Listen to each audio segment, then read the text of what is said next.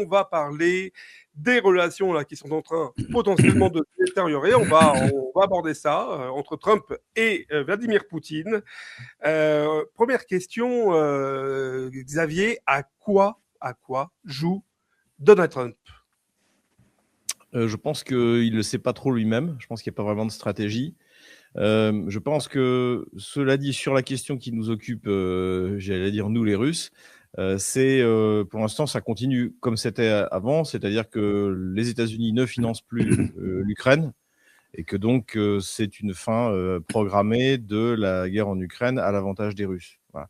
Donc là-dessus, je pense que c'est le dossier sur lequel finalement on n'a pas trop de surprises. D'ailleurs, quand tu regardes ce qui s'est passé à Paris avec la réunion la coalition des velléitaires, comme je les appelle, eh bien finalement il y avait Witkoff et Kushner et Witkoff a dit c'est super, on a bien avancé, bravo. Mais finalement, les États-Unis, si on en croit Politico, n'ont pas signé le document final. Et donc, on en est toujours à ce point-là. Et si jamais Washington ne paye pas, dans ce cas, c'est la fin pour l'Ukraine. Alors, quand est-ce que sera la fin exactement? Je pense que, comme j'ai déjà dit, les combats cesseront en 2026, mais quoi qu'il arrive, ça se terminera à l'avantage de la Russie. Donc, entre la Russie et les États-Unis, je vois pas, il n'y a pas grand-chose de nouveau. Il y a cette affaire des deux bateaux qui se sont mis à battre pavillon russe tout d'un coup le 24 décembre. Mais là même pareil, on voit J.D. Vance qui est très prudent, qui dit non, mais en fait c'était pas un bateau russe, il faisait semblant. Bon, même si la réaction du ministère des Affaires étrangères russe a été assez sévère.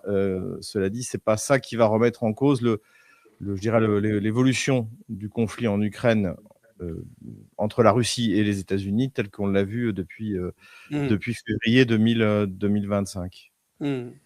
Fabrice, on l'a vu effectivement, et Xavier en a parlé avec justesse, une réunion encore une fois à Paris. Je pense qu'il y a des miles qui se font à Paris actuellement pour les compagnies aériennes, pour les compagnies hôtelières. Je pense que c'est tout bénef tout ce qui se passe pour notre économie, mais à part ça, sur le terrain, la coalition comment on appelle ça, la Willing Coalition. Alors comment on appelle ça en français? Coalition des volontaires. Coalition des volontaires. Coalition des volontaires, merci. Des velléitaires, en fait. Ou des velléitaires, semble effectivement ne servir à rien, quoi, clairement. Là, on a vu trois pauvres types en fait autour d'une table qui sont en train d'essayer de dicter leurs lois alors que c'est les trois losers de la guerre. Là, on a les trois plus gros losers de la guerre. Bon, il manquait peut-être encore un ou deux personnages, mais les plus grands étaient là. Et ils espèrent dicter leurs lois et leurs conditions sur l'après-guerre. Alors qu'en réalité, le seul pays capable aujourd'hui de dicter ces conditions, c'est la Russie. Parce que, encore une fois, la Russie est le pays qui gagne la guerre. En fait, c'est aussi simple que ça. Donc là, ils se sont rencontrés pour faire c'est du vent. En fait, ils ont brassé du vent. Je pense que ce genre de réunion a plus d'utilité pour chacun de ces dirigeants qui sont malmenés en politique intérieure dans chacun de leurs pays. Quand on voit la cote de popularité de Macron, tout est dit.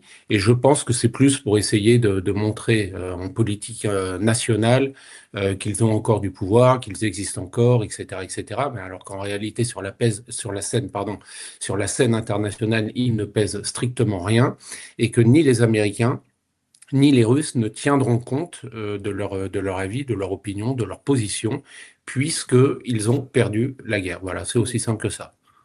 Tu es en train de nous dire finalement qu'ils ont fait une macronite. C'est ça, hein, je crois, le terme en russe. Une macronite aiguë.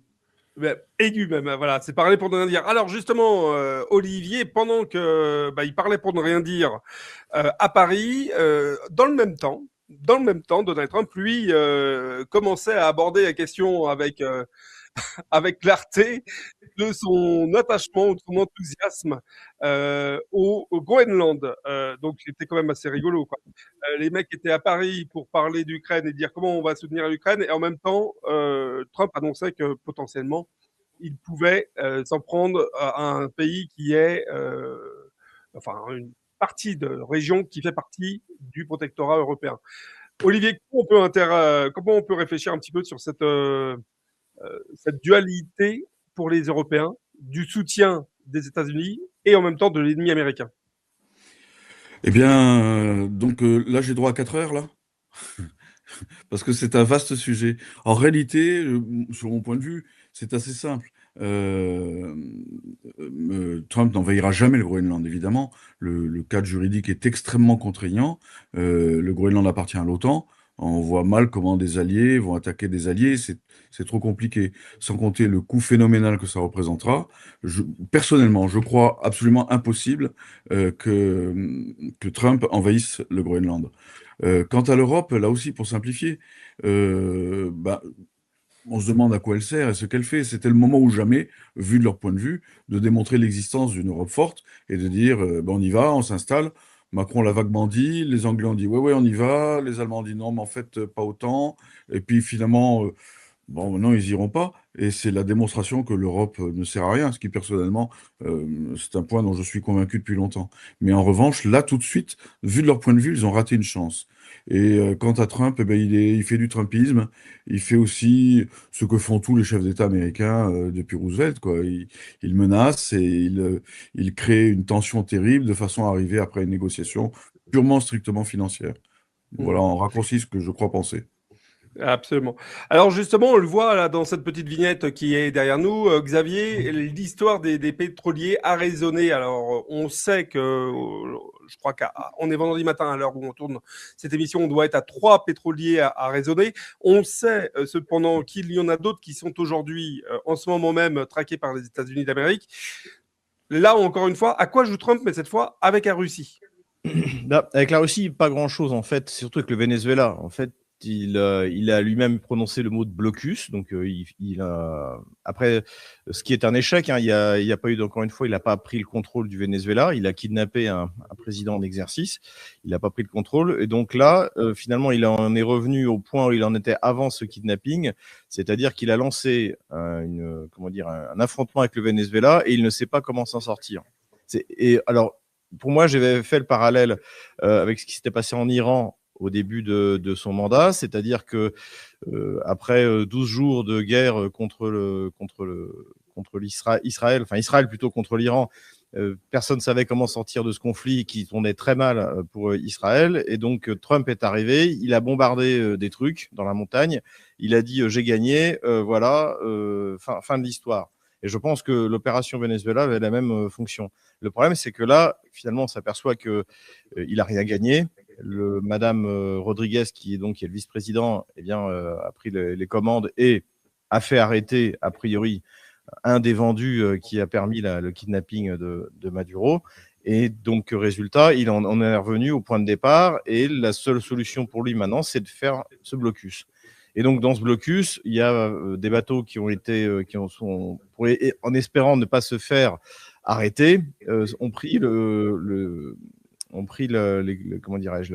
l'étendard russe, le pavillon russe, pardon. Le pavillon russe, je crois que c'est le 24 décembre, ils ont demandé au port de Sotchi de passer sous pavillon russe que la Russie a accordé. Voilà. Mais c'est pas réellement des bateaux russes et c'est pas des bateaux qui emmenaient du pétrole russe ou qui allaient chercher du pétrole russe. C'est vraiment une opération de blocus contre le Venezuela. Cela dit, moi, ce qui m'a étonné, c'est que comme je disais tout à l'heure, on a d'un côté J.D. Vance qui, lui, essaie de calmer le jeu en disant non, c'était pas contre les Russes, c'était pas vraiment des bateaux russes, en gros, sinon on l'aurait pas fait. Mais on a eu une réaction extrêmement dure. Le communiqué des affaires étrangères russes est extrêmement dur. Donc, ce qui veut dire que, quel que soit l'état de l'avancement des négociations, et je pense que ça avance entre la Russie et les États-Unis sur le conflit ukrainien, quoi qu'il arrive, Moscou ne fera aucune concession vis-à-vis de Washington dans ce domaine-là. Voilà. Mais pour moi, ce qui m'inquiète, c'est pas Washington. Encore une fois, c'est l'Angleterre. Parce que, comme par hasard, le bateau, il a été arraisonné au large de l'Angleterre. Et vraisemblablement, ça a été fait, et d'ailleurs les Anglais s'en sont vantés, avec l'aide de l'Angleterre. Et aujourd'hui, on est sur une espèce de guerre maritime à outrance, où, comme l'Angleterre, qui est un des principaux perdants du conflit en Ukraine, a décidé de passer à la vitesse supérieure. Ça se caractérise par l'attaque de tankers en mer Noire. Il y en a un qui a été attaqué, je crois crois que c'était hier ou avant-hier, une fois de plus. Ça se caractérise également par l'arraisonnement de bateaux russes dans la Baltique. Donc, il y en a un qui était arraisonné par la Finlande, je crois. Alors, ce n'était pas un tanker, c'était un bateau qui transportait du métal. Ce que je veux dire, c'est que autant je suis pas du tout, je pense que tu me connais, je suis pas du tout inquiet à vouloir voir des troisième guerre mondiale partout, mais ce qui se passe au niveau maritime, dans le commerce international, dans la Baltique, dans la Méditerranée, est inquiétant. Parce qu'il y a des gens qui ont perdu la guerre et qui ne veulent pas l'accepter. Voilà.